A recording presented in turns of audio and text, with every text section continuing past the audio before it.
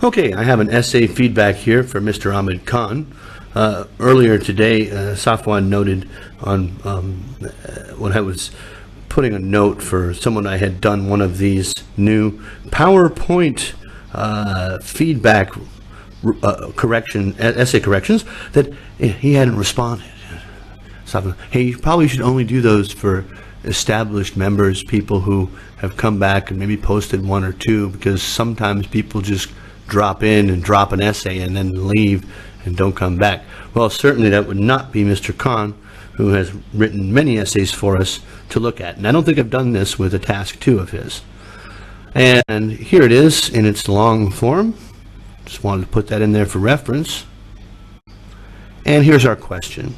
It's a discuss both views and give your own opinion, which I've spent a lot of time working on recently. And your standard, some people think, parents should, we got your should statement. Some people think parents should teach children how to be good members of the society. Others, however, believe that parents should teach children how to be bad members of society. No, it doesn't say that. That's my joke. School. Let's see how Mr. Khan does. Oh, there's the color code. Educating children to be good citizens is of great importance. According to a few individuals, such responsibility lies on the parents' shoulders, whereas others argue that it is the schools who should teach this. In my opinion, this task should be taken by the parents. Okay. I am on a single-handed quest to remove the broad topic sentence from the beginning of the essay. Educating the topic of who should be teaching children how to be good members of society has become a matter of increasing debate in these times. So when I saw this first sentence, I went, oh my God, it's one of those. But it's not, actually. This sentence has a function. And it introduces the topic of who teaches children to be good citizens. Well, not who, but it just says educating children to be good citizens. So it has a role. However, don't take your paraphrasing to the point where you say that a few individuals and some people mean the same thing, because they don't. Some is in English more than a few. A few indicates that it's not many. All right, and then here we have our first punctuation error. Okay. Oh, let me get my highlighter, no, my laser pointer. Here, you forgot that one in the original. So it should be, and again, how about according to some, such responsibility, I think this would be better there, this responsibility, or the responsibility for passing on the important citizenship lessons lies on the parents' shoulders. Oh, I like that. Lies on the shoulders. You forgot an apostrophe, and here, we should not use the definitive article before a plural noun when speaking in general. Now, some might say, well, we know this isn't in general because it's the parents of the children. Well, if you had said, yeah, it's a little less egregious there, but definitely not there. Such needs a previous reference. What responsibility?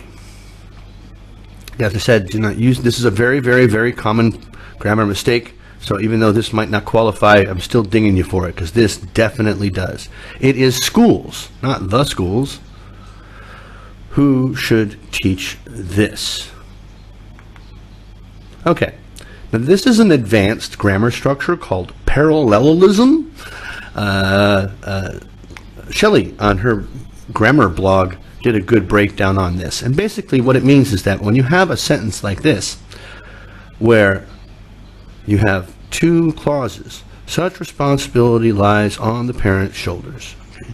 So here we have such responsibility, begins the sentence, lies on parent's shoulders. Who bears responsibility, comes second. Whereas others argue, schools, so again, the same as parents, who should teach this. This comes second. They should match. The structures should be parallel. So according to some individuals, this responsibility lies on parents' shoulders, whereas others argue this should be taught by schools.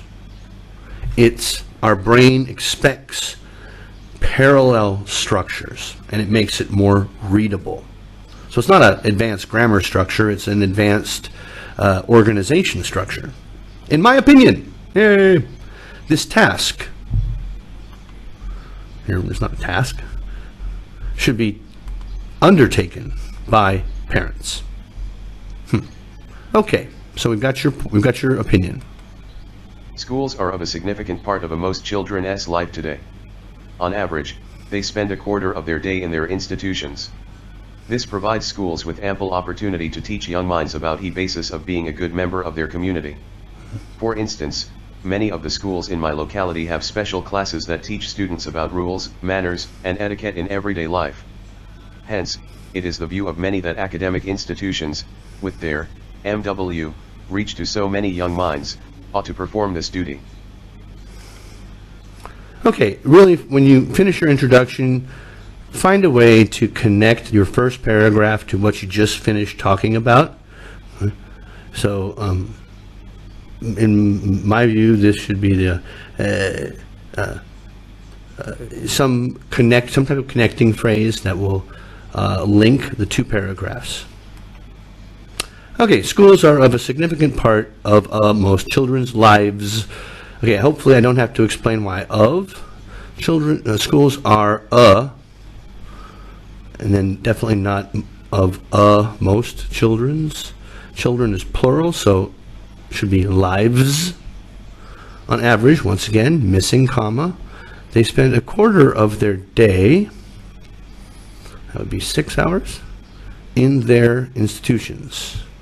Well, they don't own them. How about just at school? This provides schools with ample opportunity to teach young minds about the basis. Okay, now, is this a topic sentence? No, we don't get the topic sentence until here. Here's the main idea, or at least what I think is the main idea of this paragraph, that schools have a lot of time to teach the children how to be good citizens, so that's the reason why they should be responsible. Am I right? Is that your point? So then, for instance, many of the schools in my locality have special classes that teach students about rules. Are these special classes during school hours? Or are they like extended hours, which means that they need more time? And so does that really support your main idea? And could you explain to me the difference between manners and etiquette in everyday life? Hence, it is the view of many that academic institutions, we're talking about little kids here. Kids don't go to academic institutions. With their reach to so many young minds, ought to perform this duty. Now, your point is that they have an extensive reach. They spend a lot of time. So you need some kind of qualifier here to describe this reach to make your point. By not describing the reach, you're missing a chance to support the main idea. This duty, what duty? What are you talking about? And again, where is your opinion? It is the view of many. Well, what about you? Give your opinion. However, it is argued that parents are the first beacon of guidance in a person's life. They are present in the most impressionable time where character development is at a vital state. It is a common observation that babies adopt the most subtle habits of their parents. Therefore, if the parents can effectively instill a sense of a good character at an early age, then good members of society can be produced. This idea is further solidified by the fact that children spend a majority of their life under the supervision of their parents, and this makes them the most appropriate teacher in this regard. Okay, so now, this is the side that you agree with. And this type of structure, I mean, you've got a mistake here. It's is, you meant to say it is, argued. We call this the impersonal passive. It is said, it is argued, it is, and we use this to distance, to make a distance between ourselves and the thing being said. Not us, and it is argued by some, but definitely not me. But wait a minute, this is the side that you agree with. So although this is a good grammar structure, you're making your position even more unclear because you're not supporting it. You're distancing yourself from it. It is that the parents are the first beacon of guidance. I like it, but it doesn't, it's not good collocation. A native speaker would never say it. Once again, punctuation error. Parents are the first beacon in a person's life. What do you mean by that? They are present in the most, during, not in, during the most impressionable times when, with time we use when character development is at a vital stage. And instead of developing this idea more, and here you had a potential to go and say, like, is at a vital stage. It's parents who impress upon their children how to act and how to treat others. And it starts from when you're a baby. Babies adopt the most subtle habits of their parents. You don't need this. It is a common observation that, what? Again, you're distancing yourself. Why don't you just say, babies adopt the most subtle habits of their parents. Therefore, if the parents can effectively instill a sense of good character, now this is your idea, right? Babies, are we talking about babies? Lots of missing commas. If just say, when parents effectively instill a sense of good character at an early age, then good members of society are or will be produced. Zero or first conditional. This idea, what idea?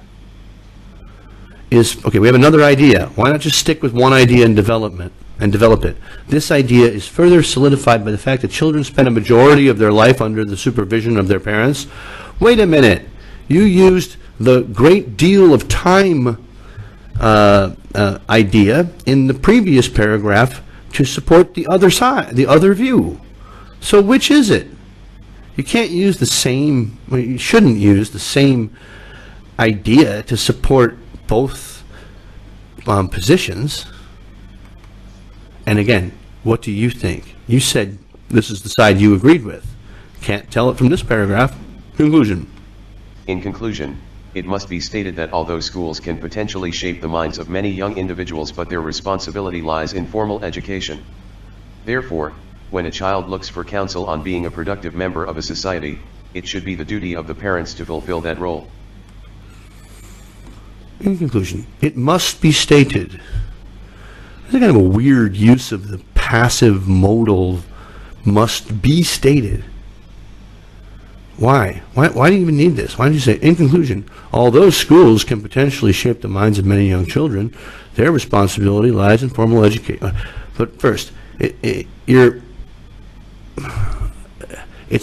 a interesting grammar structure, but why must it be stated? By whom? Why? I don't get it. And then I would recommend that you look at Shelley Cornick's blog from this weekend. A couple days ago, she wrote about how the imperfect use of contrasting statements. Although and but mean pretty much the same thing.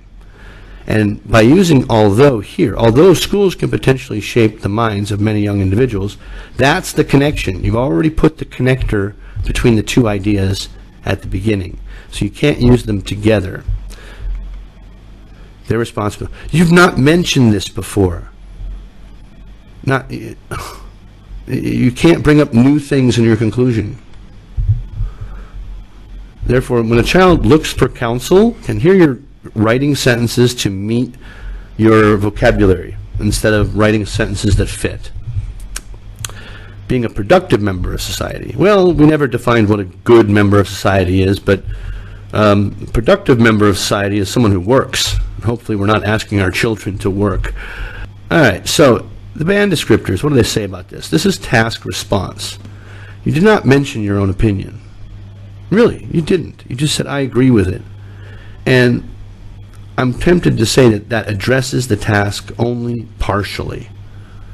Okay, and your position, the development is not clear, and there may be no conclusions drawn. So it's, although some people might say that just by saying, I agree with this, even though you didn't support it, that addresses that part of the task. It's like you were walking down the street and there was your opinion and you said, oh, hey, my opinion, nice to see you, and then you just kept walking. You addressed the part of that. So it's somewhere between a 5 and a 6. And so we put our little star. Coherence, yes, you had some issues, but generally coherent, and there is a progression. Your paragraphs are okay. You definitely did not use referencing clearly. And there was not between, get out of the way, cat. Lexical is a strength for you there. You had some, again, you hurt yourself in other parts of the essay just to put in some lexical terms that you think were needed to improve your lexical score. You don't need that. You have good lexical score ability already. So don't mess up the rest of it by trying to write sentences to fit the words you want to use. And this might have been a 7, but there's so many punctuation errors that although I still understood, there's so many of them I can't give you a 7 there. So 7, 6, 7, 6, 5 means a 6 or a 6.5 if that goes to a